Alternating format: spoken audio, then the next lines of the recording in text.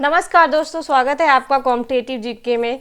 हम आपके लिए लेकर आए हैं यूपीएससी स्पेशल सीरीज, जिसमें आपको मिलेंगे पिछले 10 साल के प्रश्न पत्रों में आए सभी सवाल यूपीएससी की दमदार तैयारी के लिए। तो चलिए चलते हैं आज के पहले सवाल की ओर। आज का पहला सवाल है, केंद्रीय बजट 2011-12 में जैव मूल एस्फाल्ट यानी कि बायो एस्फाल्ट पर मूल सीमा शुल्क की पूरी छूट प्रदान की गई है। इस पदार्थ का क्या महत्व है? नंबर 1, पारंपरिक एस्फाल्ट के विपरीत बायो एस्फाल्ट जीवाश्म ईंधनों पर आधारित नहीं होता। नंबर 2, बायो एस्फाल्ट अनवीकरणीय यानी कि नॉन रिन्यूएबल साधनों से निर्मित हो सकता है। नंबर 3, बायो एस्फाल्ट जैव अवशिष्ट पदार्थों से निर्मित हो सकता है। नंबर 4, बायो एस्फाल्ट से सड़कों की ऊपरी सतह बिछाना पारिस्थितिकी के अनुकूल है। उपर्युक्त में से कौन से कथन सही है? और ये रहे विकल्प। ए केवल 1, 2 और 3, बी केवल 1, 3 और 4, सी केवल 2 और 4, डी 1, 2, 3 और 4।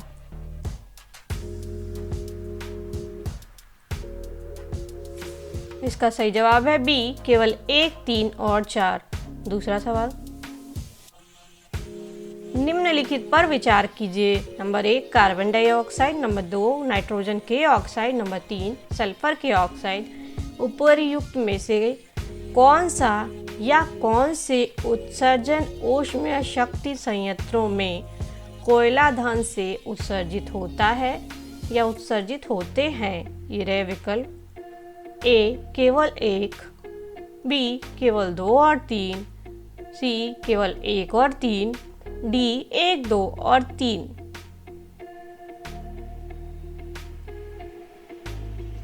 इसका सही जवाब है डी 1, 2 और 3। तीसरा सवाल, दूरसंचार प्रसारण हेतु प्रयुक्त उपग्रहों को भू अप्रगामी कक्षा में रखा जाता है। एक ग्रह ऐसी कक्षा में तब होता है जब नंबर 1, कक्षा भूतुल्यकालिक होती है। नंबर 2, कक्षा वृत्ताकार होती है। नंबर 3, कक्षा पृथ्वी की भूमध्य रेखा के समतल होती है। नंबर 4, कक्षा 22,236 किलोमीटर की तुंगता पर होती है। निम्नलिखित कूटों के आधार पर सही उत्तर चुनिए। ये रहे विकल्प। ए केवल 1, 2 और 3, बी केवल 1, 3 और 4, सी केवल 2 और 4, डी 1, 2, 3 और 4।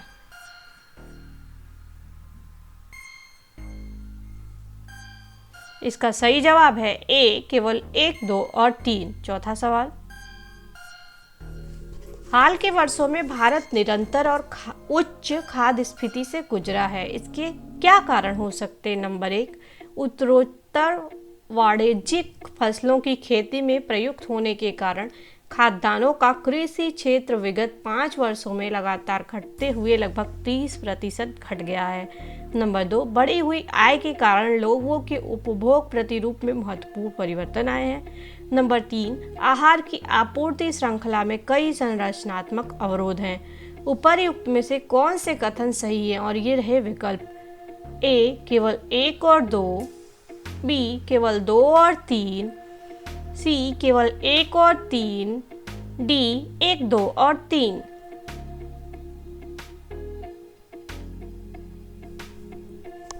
इसका सही जवाब है बी केवल 2 और 3। पांचवा सवाल, वर्तमान में वैज्ञानिक किसी गुणसूत्र में जीन इकाइयों का विन्यास अथवा उनकी सापेक्षिक स्थिति अथवा डीएनए अनुक्रमों को निर्धारित कर सकते हैं। यह ज्ञान हमारे लिए किस प्रकार उपयोगी है? नंबर 1, उसकी मदद से पशुधन वंशावली जानी जा सकती है। नंबर 2, उसकी मदद से सभी मानव रोगों के कारण ज्ञात हो सकते हैं। नंबर 3, उसकी मदद से पशुओं की रोग सह नस्लें विकसित की जा सकती हैं। उपर्युक्त में से कौन से कथन सही है या सही है? ये रहे विकल्प। ए केवल 1 और 2, बी केवल 2, सी केवल 1 और 3, डी 1, 2 और 3।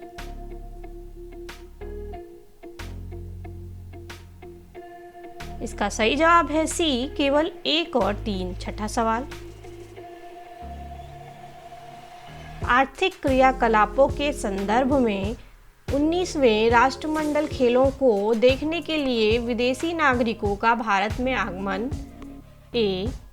निर्यात था, बी. आयात था, सी. उत्पादन था, डी. उपभोग था।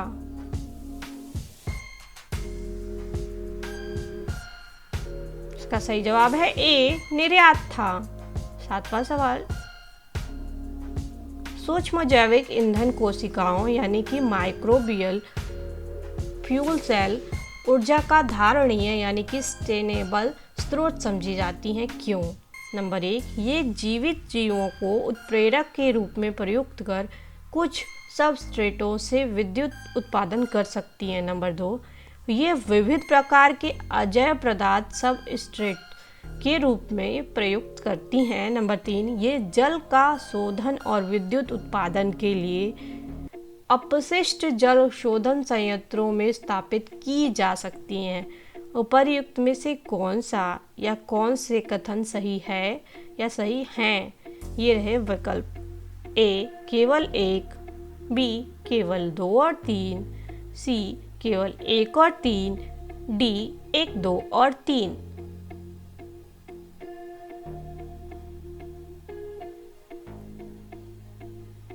इसका सही जवाब है सी. केवल 1 और 3। 8वां सवाल, निम्नलिखित में से कौन सा कथन वित्तीय उत्प्रेरक की समुचित व्याख्या करता है? ये रहे विकल्प ए.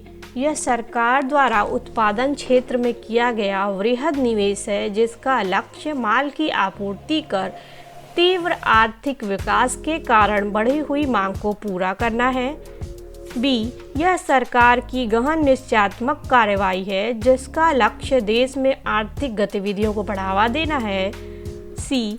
यह सरकार द्वारा वित्तीय संस्थानों पर की गई गहन कार्रवाई है जिसका लक्ष्य कृषि तथा सहबद्ध क्षेत्रों को ऋण वितरण कराना है जिससे वृहत्तर खाद्य उत्पादन को प्रोत्साहन मिल सके और खाद्य स्फीति पर अंकुश लग सके।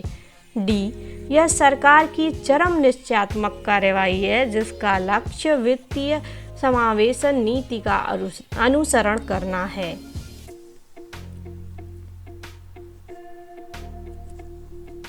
इसका सही जवाब है बी. यह सरकार की गहन निश्चयात्मक कार्रवाई है जिसका लक्ष्य देश में आर्थिक गतिविधियों को बढ़ावा देना है। 9वां सवाल,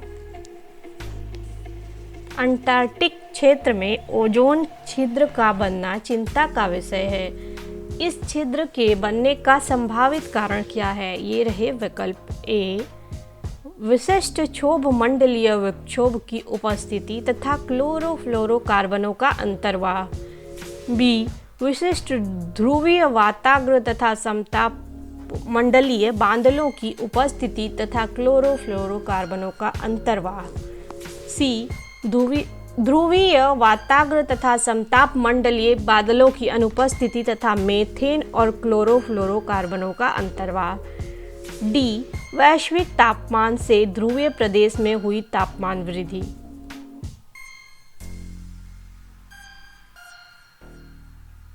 इसका सही जवाब है बी. विशिष्ट ध्रुवीय वाताग्र तथा समताप मंडलीय बादलों की उपस्थिति तथा क्लोरोफ्लोरोकार्बनों का अंतर्वाह। 10वां सवाल,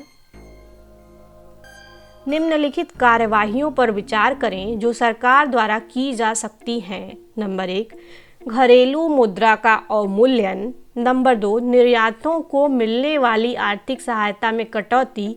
नंबर 3, उन उपयुक्त नीतियों को लागू करना जिससे देश में अधिक FDIA तथा FIE से अधिक निधि आए। उपर्युक्त में से कौन सी क्रिया या क्रियाएं चालू खाते के घाटे को घटाने में सहायक साबित हो सकती है या हो सकती हैं?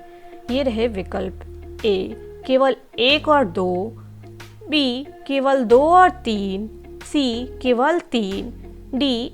1 और 3।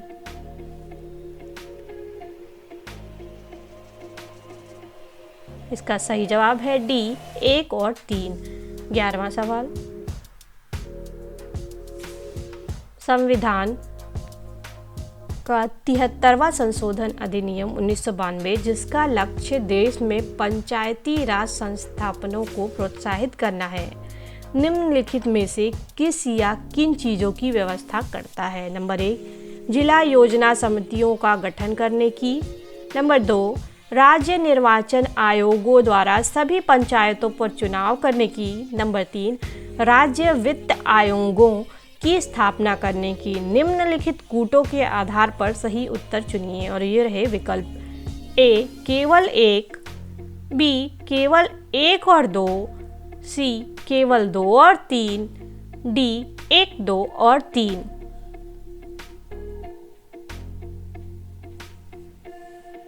इसका सही जवाब है डी 1, 2 और 3। 12वां सवाल। 2 महत्वपूर्ण नदियां जिनमें से एक का स्रोत झारखंड में है और जो ओडिशा में दूसरे नाम से जानी जाती है तथा दूसरी जिसका स्रोत ओडिशा में है, समुद्र के प्रवाह करने से पूर्व एक ऐसे स्थान पर संगम करती है जो बंगाल की खाड़ी से कुछ ही दूर है। यह वन्य जीवन तथा जैव विविधता का प्रमुख स्थल है और सुरक्षित क्षेत्र है। निम्नलिखित में वह स्थल कौन सा है? और ये रहे विकल्प। A Bhitarkanika, B Chandipur on sea, C Gopalpur on sea, D Similipal.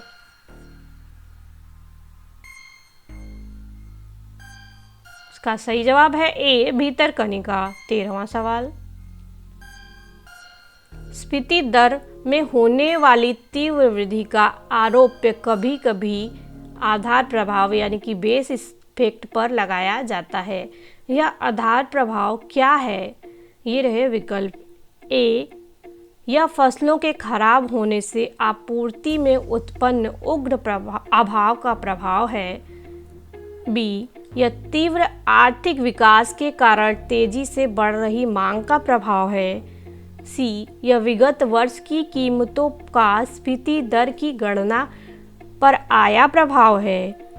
D इस संदर्भ में उपर्युक्त विकल्पों में कोई भी सही नहीं है।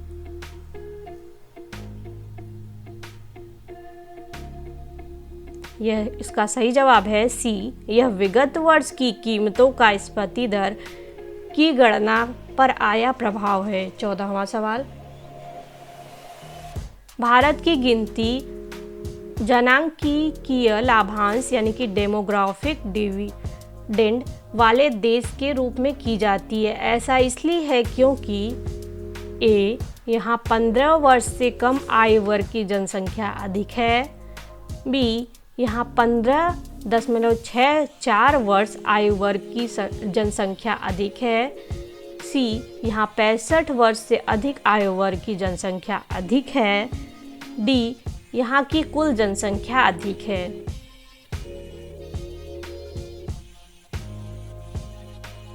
इसका सही जवाब है बी यहाँ 15.64 वर्ष आयु वर्ग की जनसंख्या अधिक है। 15वां सवाल।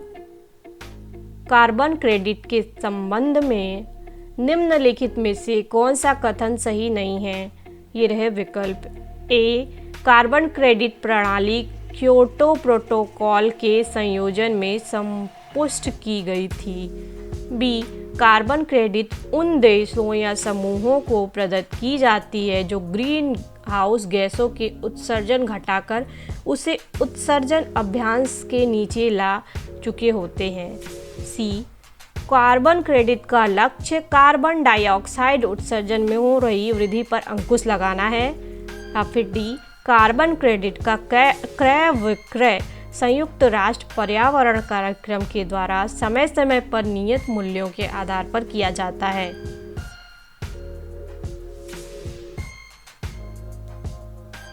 इसका सही जवाब है डी कार्बन क्रेडिट का क्रय विक्रय संयुक्त राष्ट्र पर्यावरण कार्यक्रम के द्वारा समय समय पर नियत मूल्यों के आधार पर किया जाता है। यह कथन कार्बन क्रेडिट के संबंध में सही नहीं है।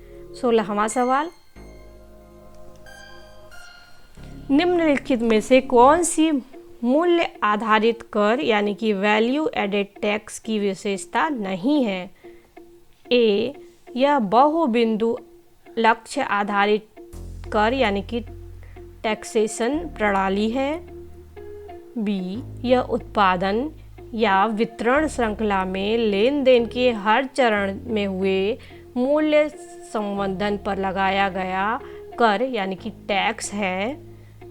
सी, यह वस्तुओं तथा सेवाओं पर उपभोग के अंतिम चरण में लगाया गया कर टैक्स है जिसका वहन अंततः उपभोक्ताओं को करना पड़ता है। फिर डी, यह मूलभूत रूप से केंद्र सरकार का विषय है और राज्य सरकारों का दायित्व इसे सफलता के साथ लागू करने तक सीमित है।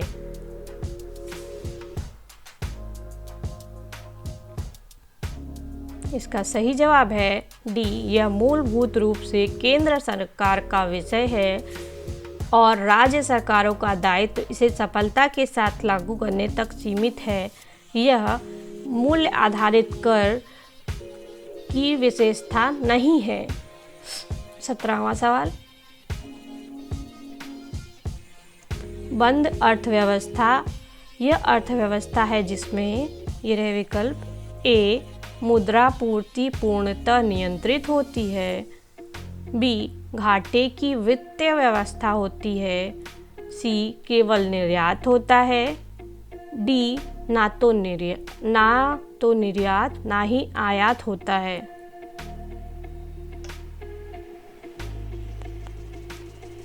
इसका सही जवाब है डी, ना तो निर्यात ना ही आयात होता है। 18वां सवाल, जब किसी वृक्ष की छाल वृक्ष के आधार के पास से गोलाकार चारों तरफ से हटा दी जाती है तो यह वृक्ष धीरे धीरे सूखकर मर जाता है क्योंकि ये रहे विकल्प। ए, मृदा से जल वायु अंगों में नहीं पहुंच पाता। बी, जड़ें ऊर्जा से वंचित रह जाती हैं। सी, वृक्ष मृदा जीवाणुओं से संक्रमित हो जाता है। या फिर डी, जड़ों को श्वसन हेतु ऑक्सीजन नहीं प्राप्त हो पाता।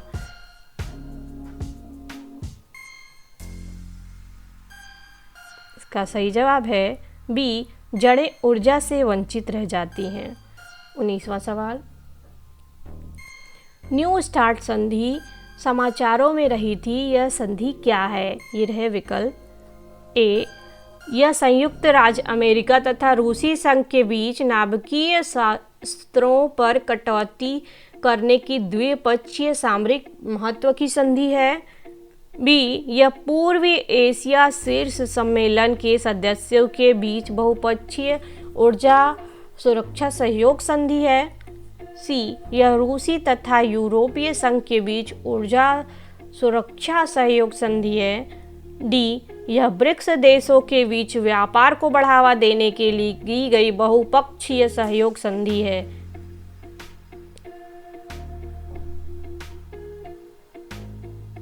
इसका सही जवाब है ए, यह संयुक्त राज्य अमेरिका तथा रूसी संघ के बीच नाभिकीय शस्त्रों पर कटौती करने की द्विपक्षीय सामरिक महत्व की संधि है। 20वां सवाल, निम्नलिखित में से 3 मानकों के आधार पर पश्चिमी घाट श्रीलंका एवं इंडो बर्मा क्षेत्रों को जैव विविधता के प्रखर स्थलों यानी कि हॉट स्पॉट के रूप में मान्यता प्राप्त हुई है। ये विकल्प। ए, जाति बहुलता यानी कि स्पीसीज रिचनेस। नंबर 2, वानस्पतिक घनत्व। नंबर 3, स्थानिकता। नंबर 4, मानव जाति वानस्पतिक महत्व। नंबर 5, आशंका बोध। नंबर 6, वनस्पति तथा प्राणी जाति का उष्ण व आर्द्र परिस्थितियों के प्रति अनुकूलन। उपर्युक्त में से कौन से 3 मानक इस संदर्भ में सही हैं? और ये रहे आपके विकल्प। ए, 1, 2 और 6। बी, 2, 4 और 6। सी, 1, 3 और 5। डी, 3, 4 और 6।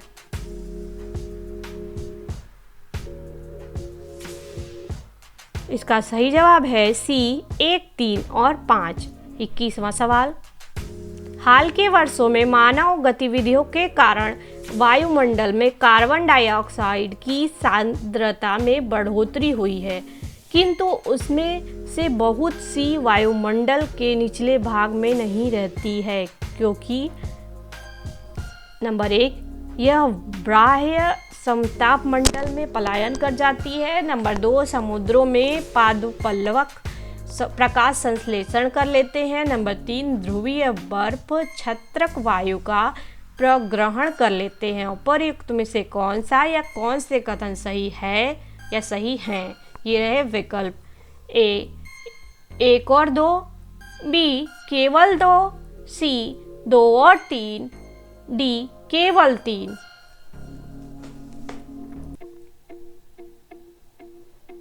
इसका सही जवाब है बी केवल 2। 22वां सवाल, पारितंत्र उत्पादकता के संदर्भ में समुद्री उत्प्रवाह यानी कि अपवेलिंग क्षेत्र इसलिए महत्वपूर्ण है क्योंकि ये निम्नलिखित माध्य या माध्यमों से समुद्री उत्पादकता बढ़ाते हैं। नंबर 1, अपघटक सूक्ष्म जीवों को सतह पर लाकर। नंबर 2, पोषकों को सतह पर लाकर। नंबर 3, अधस्थली जीवों को सतह पर लाकर। उपर्युक्त में से कौन सा या उपर्युक्त में से कौन से कथन सही है या सही हैं? ये रहे विकल्प ए 1 और 2, बी केवल 2, सी 2 और 3, डी केवल 3।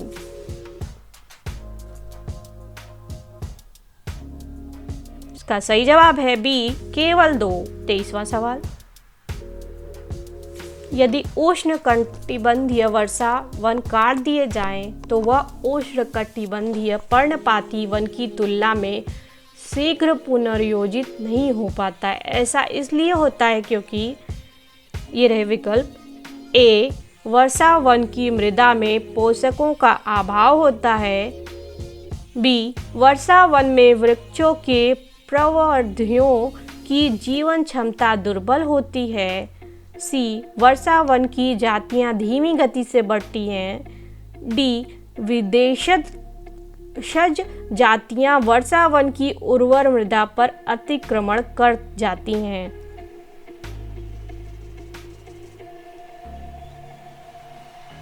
इसका सही जवाब है ए, वर्षा वन की मृदा में पोषकों का अभाव होता है। 24वां सवाल, हिमालय पर्वत प्रदेश जाति विविधता की दृष्टि से अत्यंत समृद्ध है। इस समृद्धि के लिए निम्नलिखित में से कौन सा कारण सबसे उपयुक्त है? और ये रहे ऑप्शन 1, यहाँ अधिक वर्षा होती है जो प्रचुर वनस्पति वृद्धि को बढ़ावा देती है। बी, यह विभिन्न जीव भौगोलिक क्षेत्रों का संगम है। सी, इस क्षेत्र में विदेशज तथा अतिक्रामक जातियां प्रवेश नहीं कराई गई हैं। डी, यह मनुष्यों का सबसे कम हस्तक्षेप है। यहाँ मनुष्यों का सबसे कम हस्तक्षेप है।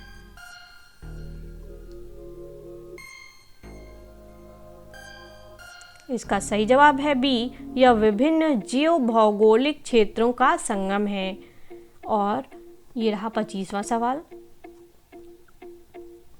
भारत के संदर्भ में निम्नलिखित केंद्रीय अधिनियमों पर विचार कीजिए। नंबर 1, आयात एवं निर्यात यानी कि नियंत्रण अधिनियम 1947। नंबर 2, खनन एवं खनिज विकास नियमन अधिनियम 1957। नंबर 3, सीमा शुल्क अधिनियम 1962। नंबर 4, भारतीय वन अधिनियम 1927। उपर्युक्त में से कौन से अधिनियम देश में जीव विविधता संरक्षण की दृष्टि से महत्वपूर्ण हैं अथवा उस पर असर डालते हैं? और ये रहे विकल्प ए, केवल 1 और 3, बी, केवल 2, 3 और 4, सी, 1, 2, 3 और 4, डी, उपर्युक्त अधिनियमों में से कोई भी नहीं।